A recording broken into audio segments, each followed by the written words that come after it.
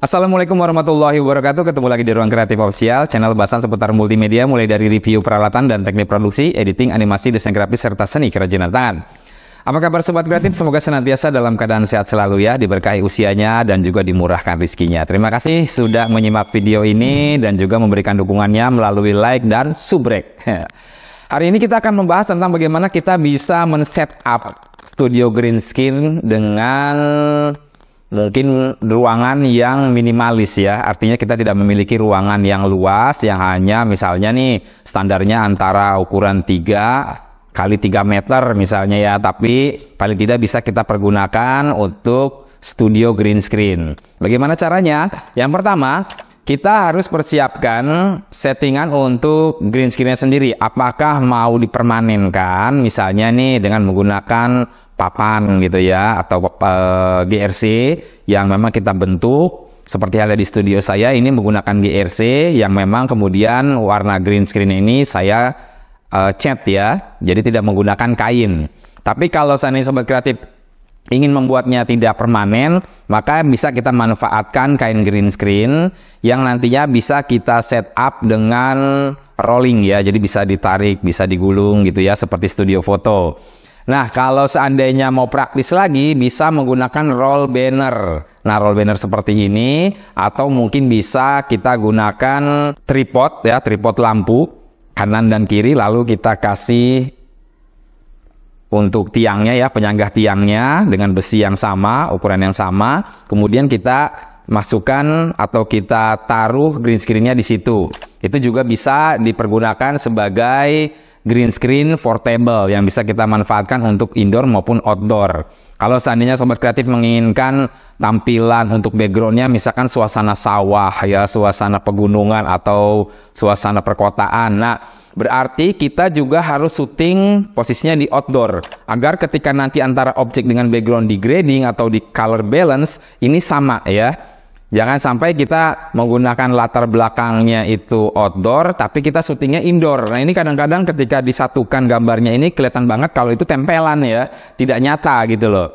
Beda kalau seandainya suasananya backgroundnya itu ruang tamu ya kan, atau mungkin suasananya dapur. Nah kita syuting di indoor ya dengan menggunakan green screen ini itu bisa. Jadi ketika dipadukan antara objek dengan background ini terlihat seperti real gitu ya, seperti nyata. Nah, ini ada satu contoh juga ketika saya membuat sebuah film sama, karena kebutuhannya memang suasananya outdoor, ada rumah joglo dan rumah Betawi, maka mau tidak mau saya pun harus syuting di outdoor.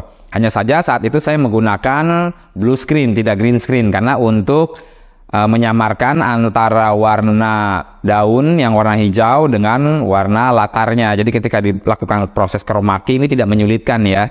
Saya khawatir aja kalau seandainya menggunakan green screen juga nanti akan mengganggu ketika pada saat proses chroma key tadi. Dan hasilnya ini ketika di grading juga hampir mendekati seperti nyata ya. Itu maksudnya.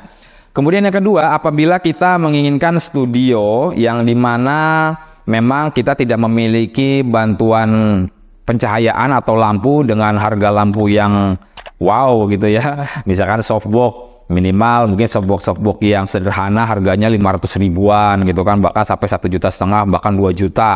Tidak memiliki lampu spotlight yang harganya aja sekitar 2,5 juta, itu yang kecil yang ukuran diameter 25 cm itu spotlight harga satuannya ya. Berarti kalau 2 lampu udah 5 jutaan kan. Nah, kita bisa mensiasatinya dengan lampu LED, lampu sorot yang biasa digunakan untuk lampu taman. Nah itu kan harganya murah tuh, mulai dari 25.000 sampai 50 ribuan. Nah berarti nanti kita akan butuhkan lampu itu sekitar 4 lampu ya. Yang pertama, 2 lampu ini kita gunakan untuk backlight, yang dimana akan menerangi bagian objek, bagian belakang objek.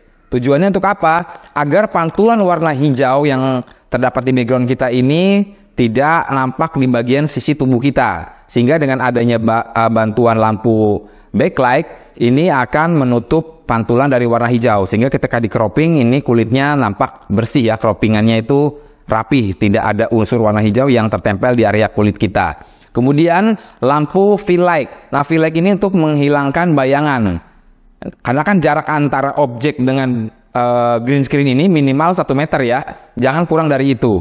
Jadi minimal 1 meter, lebih itu lebih baik. sehingga meminimalisir bayangan. Nah, untuk itulah tujuan dari lampu V-light ini untuk meminimalisir bayangan tubuh kita yang nempel di kain green screen-nya atau di warna green screen-nya.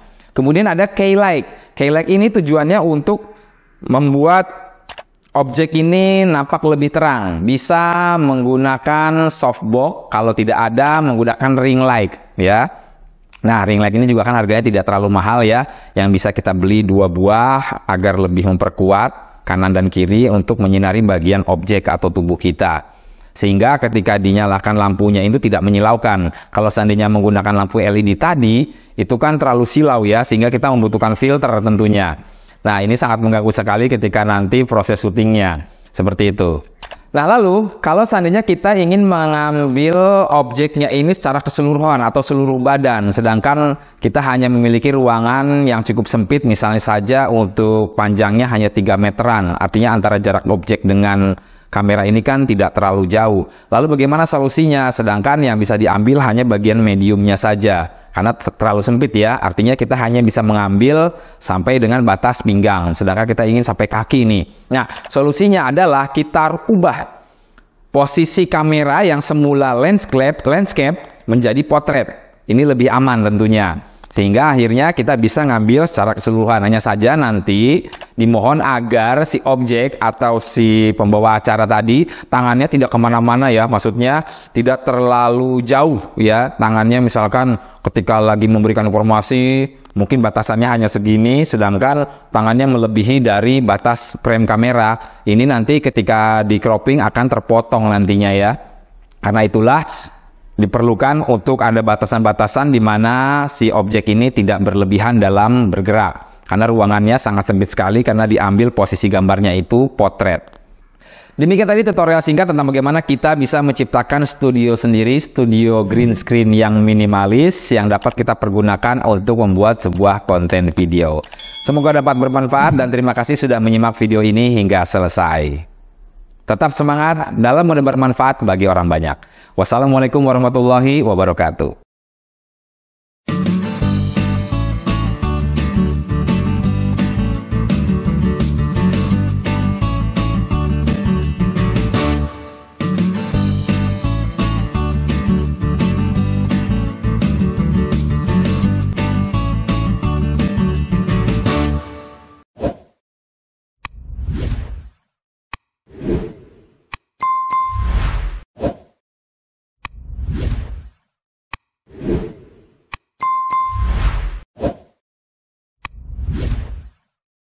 You